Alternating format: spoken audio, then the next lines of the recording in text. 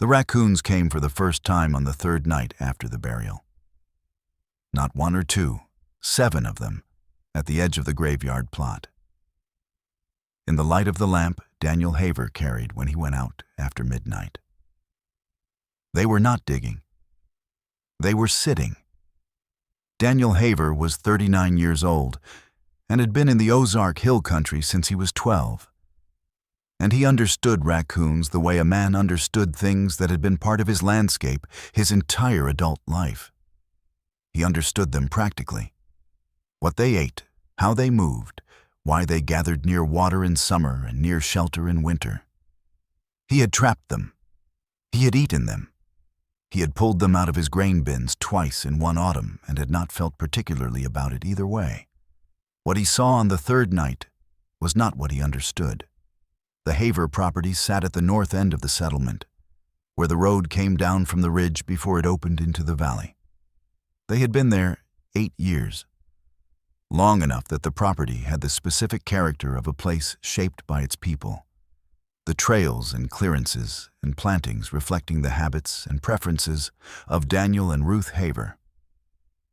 The family plot was on the south edge, as family plots often were in that country, at the back of the working land, between the last field and the timber. It held 4 markers when they buried Eli: his grandfather, his grandmother, an infant.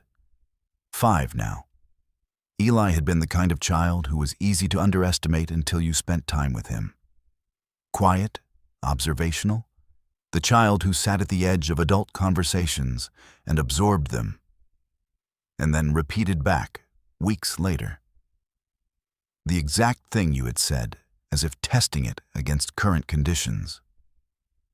He had been interested in animals in a way that went beyond ordinary childhood interest, had a particular patience with them, would sit still long enough that the creatures of the south field had stopped registering him as a disturbance.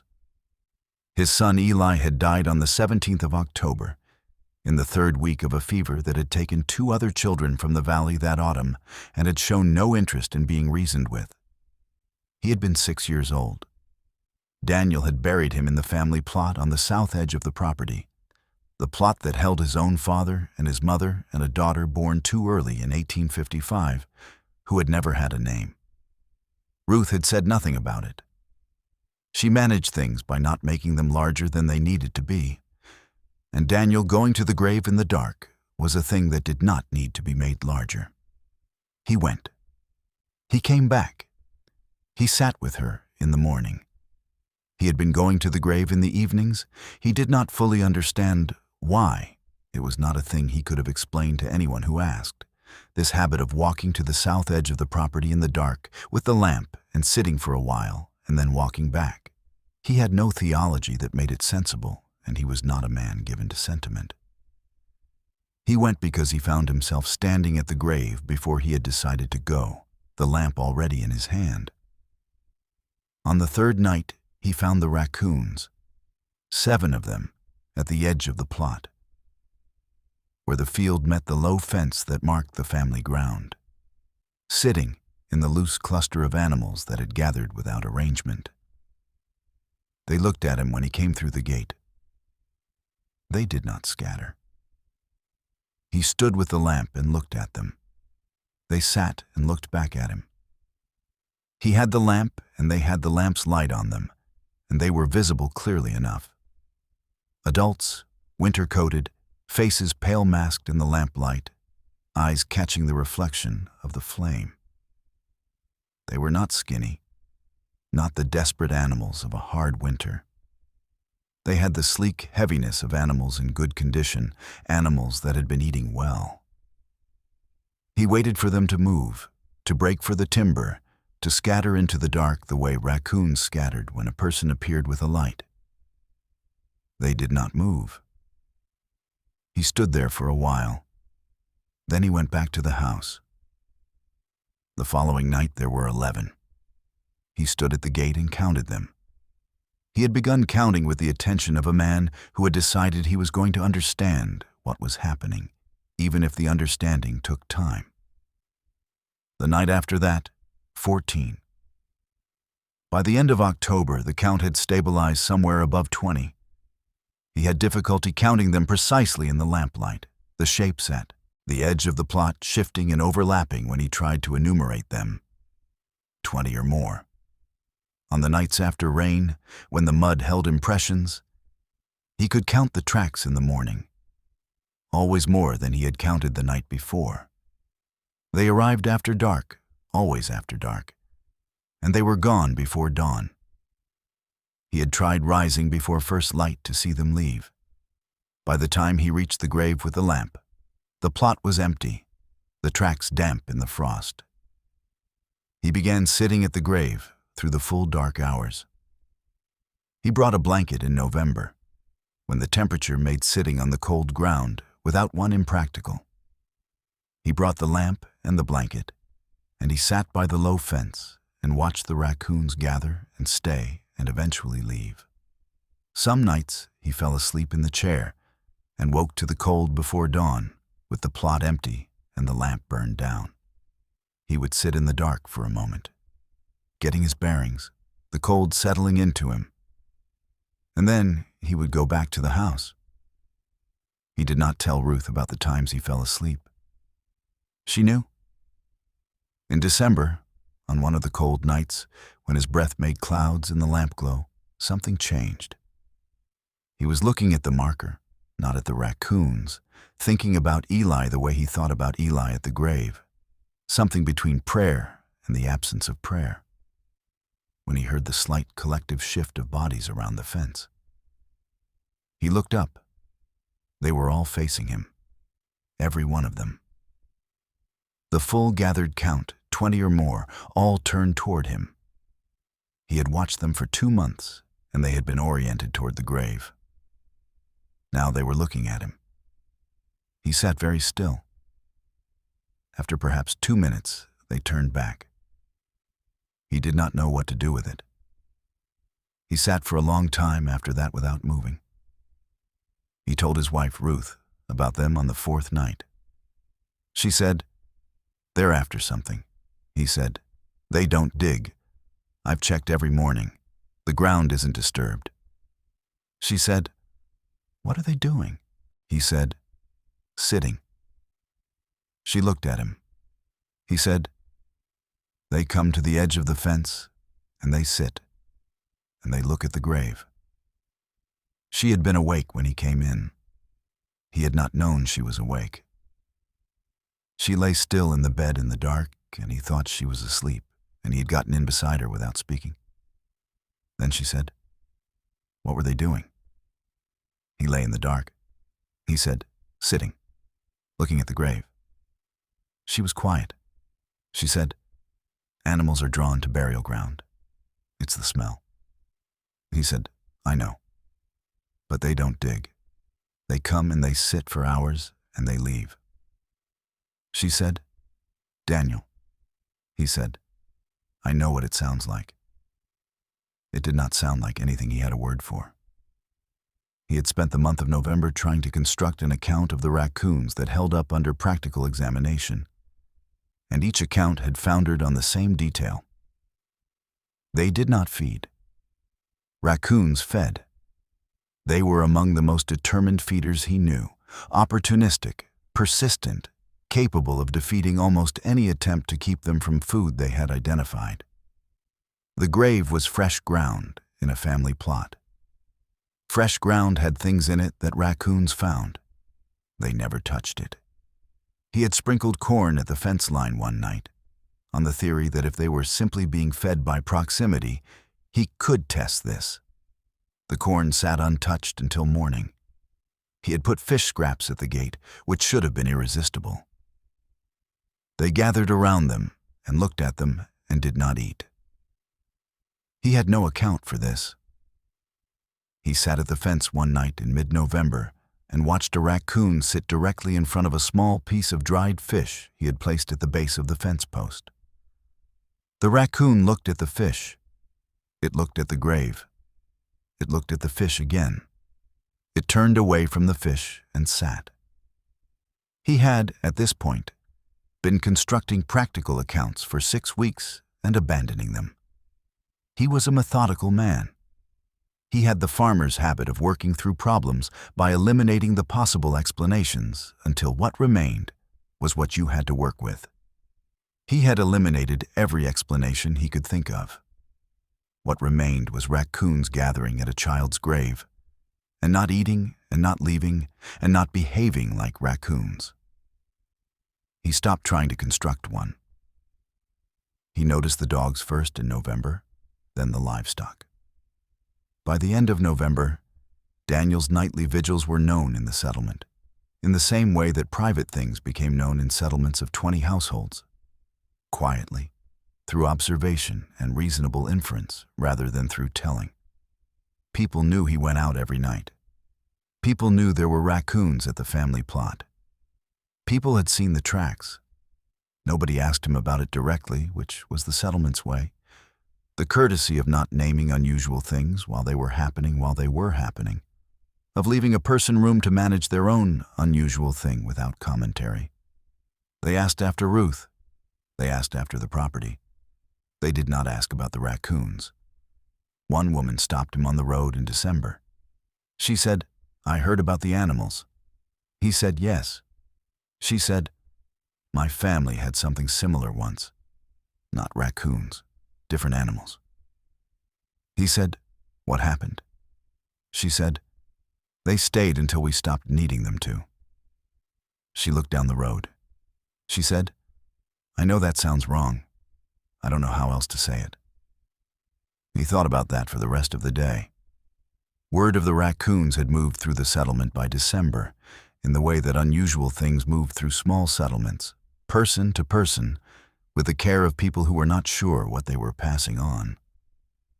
Children began coming to the fence at the south edge of the property in the early evenings before the raccoons arrived. They stood at the field fence and waited. When the raccoons came, they watched them the way children watched unusual things, without the adult impulse to explain, without the adult discomfort with the unexplained. Just watching. One child said to Daniel, "Why do they come?" He said, "I don't know." The child said, "They're not eating anything." He said, "No." The child thought about this. She said, "Then they just like it here." He looked at her. He said, "Maybe." He did not tell her the other possibility, which was that they liked whatever had been put into the ground there. And he did not think she needed to hear it. His 2 hunting dogs had stopped using the south field. He had not initially noted this as connected. Dogs move their patterns with the season, with the game, with 100 variables he didn't track. He noted it in retrospect, after he had noticed the cattle avoiding the corner of the pasture nearest the family plot.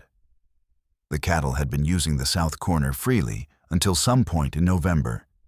He could not pin the exact date, had not been watching for it. But at some point in November, they had stopped. He checked the fence, the water, the grass. All fine. The cattle simply stood at the north end of the pasture and did not go south. One morning he had walked to the south corner and stood in it and looked back at the cattle. They were watching him. They had the alert look of animals watching someone do something they found inexplicable. He stood in the empty corner and thought, whatever is drawing the raccoons here is driving the cattle away. He did not know which to trust. The corner they had used freely for 3 years. He had been sleeping better in November, which he had not expected. He had thought the vigils would deepen the exhaustion of grief, the long cold nights in the graveyard adding to the weight of October. Instead, he had found himself sleeping when he came in, the clean tiredness of a man who had done the night's required work and was finished. He told Ruth once, "I sleep better after I've been out there." She said, "I know." He said, "Is that strange?" She said, "Daniel, nothing about this is strange to me anymore." He stood at the pasture fence one morning and watched the cattle. They were at the north end, all of them, clustered in the part of the pasture farthest from the south edge. He had put water at the south trough that morning. None of them had gone to it. That evening, approaching the grave with the lamp, he stopped at the field edge and watched from a distance before entering the plot. The raccoons were already there, sitting, facing the grave. In the particular stillness that he had come to associate with their gatherings, the absence of the restless movement of feeding animals, the absence of sound. He had been watching them for a month, and it was only standing at a distance that he saw it clearly for the first time. They were facing Eli's grave specifically, not the plot in general, not any other direction. The mound of Eli's grave. He stood in the field and held the lamp and watched them. After a while, he went in through the gate and sat down in his usual place. The raccoons did not move. If stories like this find you on the road home, subscribe and ride along. He had been asking questions obliquely for weeks, the way people asked about things they were not sure were askable. He had asked a neighbor about animal behavior near fresh ground. He had asked at the mill about winter raccoon ranging. He had received practical answers that he had already considered and dismissed. He told the account to a woman named Aldred, who had been in the valley since before Daniel was born, and who had the quality of someone who had seen enough of the hill country to have developed opinions about things that were difficult to categorize. She listened without surprise. She said, "Some animals recognize death places." He said, "They recognize the smell of fresh ground." She said, "I know that's what people say. I'm saying something different. There are people in this country who believe certain animals gather where grief stays long enough to become something they can sense. Not the smell of the grave. Something else." He said, "That sounds like," she said, "I know what it sounds like. I'm not asking you to believe it. I'm telling you what some people believe." She looked at the fire. "The dogs and the cattle staying away. That's the part that matters." He said, "Why?" She said, "Animals avoid what they don't understand. They come toward what draws them. The raccoons are drawn. The cattle and dogs are not drawn. They're cautious. Those are two different reactions to the same thing. Whatever is there, the raccoons want to be near it." He said, "What do you think it is?" She said, "I don't know. Grief, maybe. Your grief specifically, staying in that ground because you go there every night and put it there." He said, "You think I'm drawing them?" She was quiet for a moment. "I think they're waiting for something." He said, "For what?" She said, "For you to stop coming." He looked at her. She said, "I don't mean that as a rebuke. I mean it practically. Whatever gathered there gathered because of the grief. Your grief specifically, sitting in that ground night after night. When the grief shifts, when you stop carrying it there every night, what drew them may not draw them anymore." He said, "So I should stop going." She said, "I'm not saying that either. I'm saying that you and the raccoons may be in the same relationship to that ground. They're drawn because you're there, or you're both drawn to the same thing. I don't know which. I think you're the only one who can answer that." He thought about that for a long time. He thought about it on the walk home from Aldred's house, and he thought about it through November and into December, on the nights he sat at the grave with the raccoons gathered at the fence. He had been going to the grave every night. He had been going before he decided to go. He had been going and sitting and staying, and it had become, without his noticing it become, the central act of his days. He tried not going. He said nothing to Ruth about trying it. He just lay in the house in the evening and let the evening pass and did not go out. He had made his practical case for himself. The raccoons came regardless of whether he was there.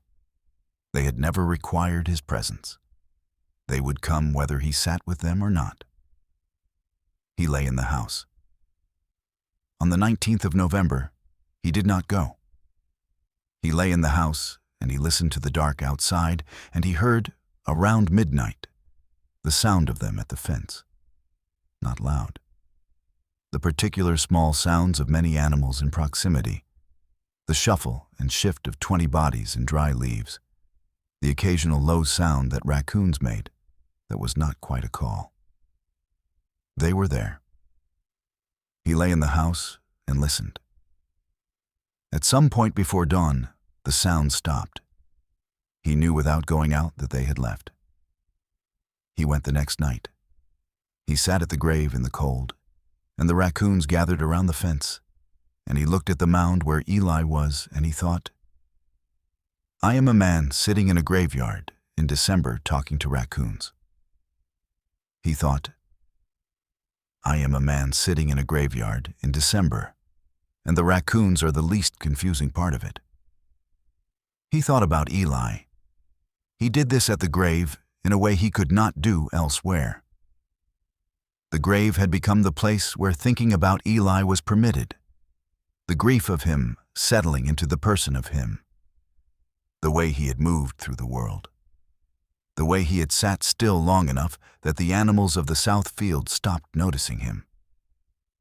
He thought, Eli would have loved this. He would have sat here every night and been the last person surprised by any of it. He was the one who could sit still enough for the animals not to notice him. And here I am, sitting still enough. He thought that, and then he was crying, which he had not done in 2 months. And he sat in the December graveyard and cried, and the raccoons sat at the fence and did not move. In January, a snow came. He went to the grave the morning after, not at night, in daylight, while the snow was still clean. And he stood at the gate and looked at the family plot. The snow showed him what the dark had not. Tracks.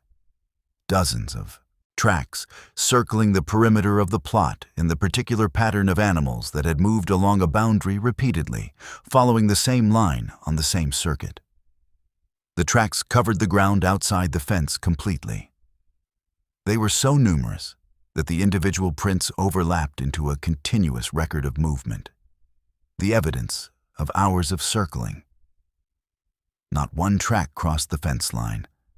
Not one track was inside the plot.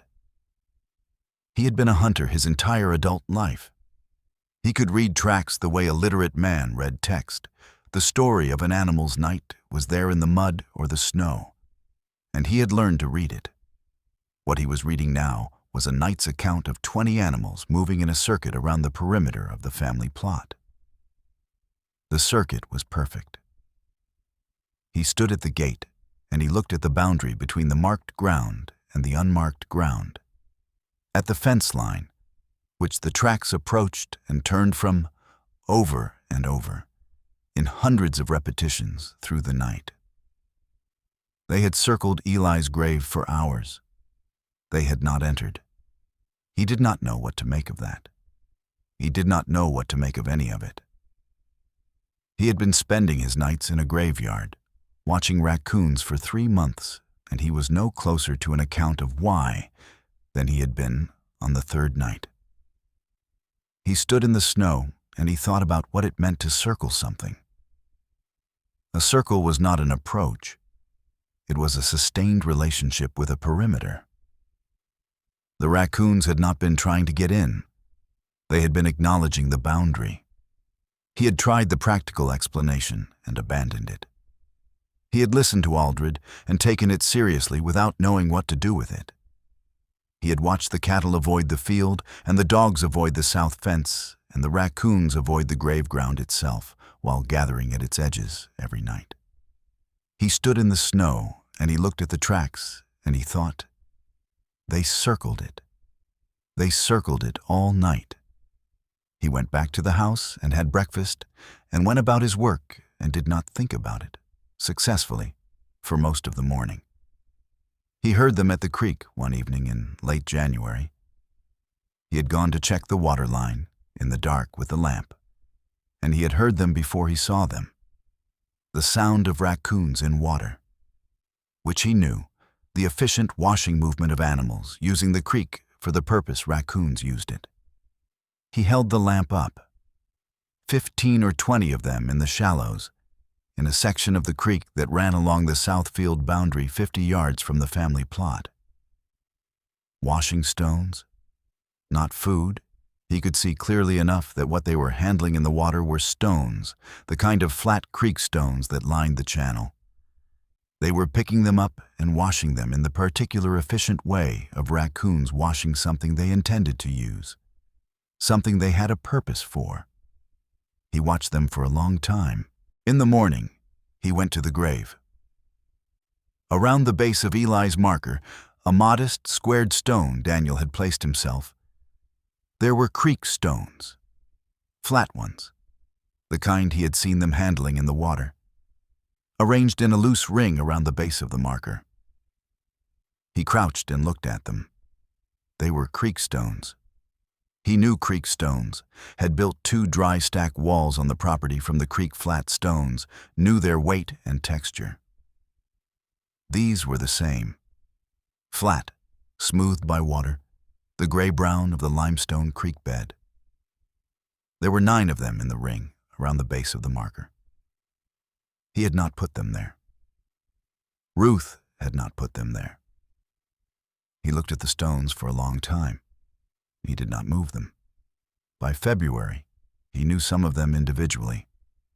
Ruth had said to him in February, "You're spending more time with those raccoons than you do with me." He said, "That's not true." She looked at him. He said, "It's almost not true." She did not push it. She was good at not pushing things. He had not intended to learn them, had not set out to distinguish one animal from another. But the gatherings were long and close, and the lamplight was adequate. And after 3 months, he found he had developed the particular attentiveness of a man who had been watching something closely enough that the individual had emerged from the group. The one with the torn right ear. The smaller one that always sat separate from the others, slightly closer to the fence than the rest. The large one, larger than any raccoon he had seen, he thought, though he acknowledged this might be the winter coat, that sat directly across from Eli's marker every night. He had not named them. He knew the reasoning for this without having stated it. To name them would be to make them into something other than what they were, to import a relationship that would change the quality of the watching. He was a man who prided himself on seeing clearly, and naming the raccoons would be an act of not seeing clearly. He was aware some evenings of the temptation to name them. He had, he realized, been more honest with the raccoons than he had been with Ruth. Not through deception. He had not deceived his wife about anything specific. But the things he thought at the grave were the things he thought only at the grave. In the company of the gathering. In the late-night privacy of the family plot, with its lamps and its animals, had become for him. He had thought about Eli there, about his own father who was buried there, about what it meant to be a man at 39 with a dead son. He had thought about things he would not have thought in the house, in the daylight, with the ordinary work of living pressing in on all sides. The raccoons had been the audience for that. They had been present for the thinking. He did not know what they understood, but they had been present. He had noticed this with animals before, the individual emerging from the type, once you had watched closely enough. But he had not expected it with the raccoons, which he had thought of as essentially interchangeable, as members of a category rather than as individuals. Particularly the large one. The large one had a quality that resisted anonymity, a stillness that was different from the other animals' stillness, more deliberate, more held. It arrived first on most nights and left last. It never moved during his vigil. He had watched other animals in his life with attention, but never with the sustained attention he had been bringing to this one large animal sitting across from Eli's marker. He had not named them. He was aware of the temptation. He did not. In March, the gatherings began to diminish. 18, then 14, then sometimes as few as 8. He could not determine whether the diminishment was seasonal, spring dispersal, the end of the winter range, or something else. He noted it in the way he had come to note everything about the gatherings, with the attention of a man who had been keeping a record for 5 months. He noticed also that he was not going every night. He had gone every night from the 3rd night after the burial through January, without exception. In February, he had missed 3 nights. The nights he had stayed in the house and listened rather than gone out. In March, he missed more. Not because he decided not to go, because he found himself, on certain evenings, doing other things, mending, reading, sitting, with Ruth. And the evening passed, and he had not gone. And the next morning, he went in daylight to check the tracks and found they had come anyway. They did not need him to come. He had known this on some level. They arrived regardless of whether he was there. But he had thought, in the way people thought about the things that had organized their grief, that his presence was part of the structure, that if he stopped going, something would change. He stopped going every night. Nothing changed. The raccoons continued their circuit. The stones at the base of the marker were added to occasionally. The large one continued its nightly position across from the marker. He thought about what Aldred had said. "They're waiting for you to stop coming." He had not stopped coming. But he had changed how he came. The going had become less urgent. The urgency had been the grief, had been the shape of early grief, the need to be at the place of loss, to maintain contact with the geography of what had happened. That urgency had loosened. He had changed how he came. In April, on a clear night when he went to the grave for the first time in a week, the raccoons were not there. He sat for an hour. They did not come. He came back the following night. He sat for 2 hours. They did not come. He sat in the empty family plot in the spring dark, and he felt something he had not expected to feel, which was the absence of something he had come to depend on without knowing he was depending on it. The raccoons had been a constant of the winter. He had shaped his nights around them. He had sat with them and thought about Eli with them and cried once in December with them sitting at the fence. And they had not moved when he cried. They were not there. He came back the 3rd night and the 4th. And on the 4th night, in the cold, spring dark with the peepers starting in the creek bottom, he sat alone in the family plot and understood that they were gone. He sat for a long time. The spring night had its own quality. The peepers in the creek bottom, the smell of thawed ground, the sense of the valley opening back up after winter. It was the kind of night he would have found pleasant in any other April. He sat in the empty graveyard in the dark, and he waited for raccoons that did not come. He thought about Eli, not the grief of him, which had been his constant companion since October, but Eli himself.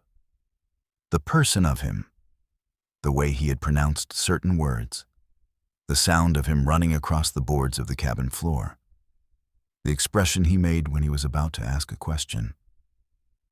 Daniel sat at the grave and thought about Eli, and he did not think about the raccoons. After a while, he went home. He told Ruth that they were gone. She said, "When?" He said, "This week. They haven't come in 4 nights." She said nothing for a moment, then said, "How do you feel about that?" He thought. He said, "I'm not sure." Relieved, maybe. There was something tidy about it. The winter ending and the raccoons going, as if a thing had run its proper length. But also, he stopped. She said, "But also what?" He said, "I miss them." He said it simply, as a true thing that deserved to be said simply. He said it and heard how it sounded and looked at his wife. She said, "I know. I've been watching you go out there for 6 months. I know. It's all right to miss them." He sat with that. He said, "They were just raccoons." She said, "I know what they were. That doesn't mean you can't miss them." Daniel found himself in May, tending the family plot with an attention he had not brought to it before. He had always maintained the plot in the functional sense, kept the grass cut, kept the markers upright, addressed any erosion.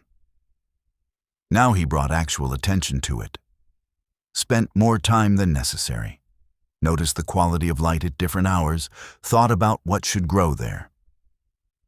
He planted a small amount of sweet clover inside the fence. He had not planned to do this. He had found himself with clover seed in his hand and had planted it. He told Ruth about it that evening. She said, "That's good." She did not ask why. She understood. April became May. The south field came back green in the ordinary way of Ozark fields after winter, the grass growing up to the fence of the family plot, the cattle returning to the full pasture as if the 4 months of avoidance had not happened. The dogs moved back through the south field. He watched them the first time, noting it. They moved through the field the way they had always moved through it, working the edge of the timber, quartering back toward the house.